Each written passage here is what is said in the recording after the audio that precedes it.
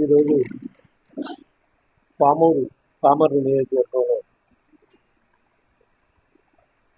రైతుల ముఖ్యంగా కొంచెం ఇబ్బందుల గురించి చర్చించడం జరిగింది.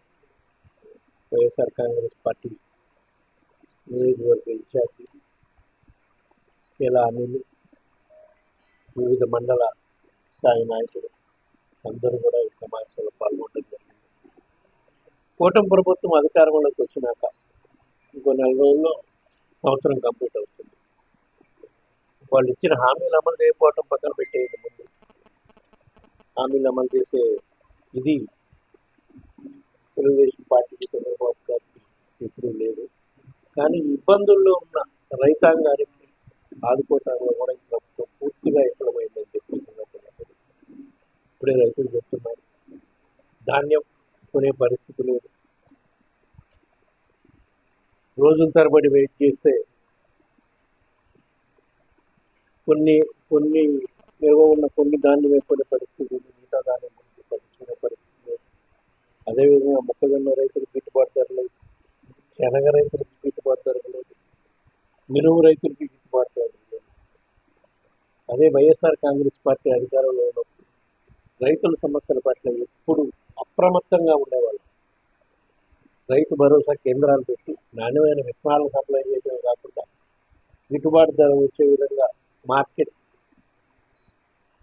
ధరల పరిస్థితిని గమనించుకుంటూ ఎప్పుడైతే గిట్టుబాటు ధర కన్నా తక్కువ ఉంటే ప్రభుత్వమే ఇంటర్వెన్షన్ కింద ఏ ధాన్యం కానివ్వండి, శనగలు కానివ్వండి, మినువులు కానివ్వండి, మొక్కజొన్న కానివ్వండి, గత 5 సంవత్సరాల్లో ఎన్నో సందర్భాల్లో ప్రభుత్వమే కొన్ని రైతు గిట్టుబాటు ధర వచ్చిన పరిస్థితి. కానీ ఈరోజు కూటమి ప్రభుత్వం అధికారంలోకి వచ్చినాక అన్ని పంటలు పండించిన రైతులు అందరూ కూడా ఇబ్బందుల్లో ఉన్నారు.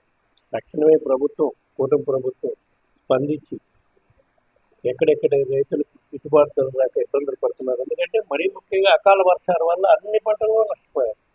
అకాల వర్షాల వల్ల, ఎండాకాలంలో అకాల వర్షాలు కురవటం వల్ల పంటలన్నీ నష్టపోయినాయి. గిట్టుబాటు ధర లేకపోతే అసలు రైతుల పరిస్థితి ఆత్మహత్య చేసుకునే పరిస్థితి ఆల్రెడీ గుంటూరు, ప్రకాశం జిల్లాల్లో అయితే పొగాకు రైతులు ఆల్రెడీ ఆత్మహత్య చేసుకునే పరిస్థితి.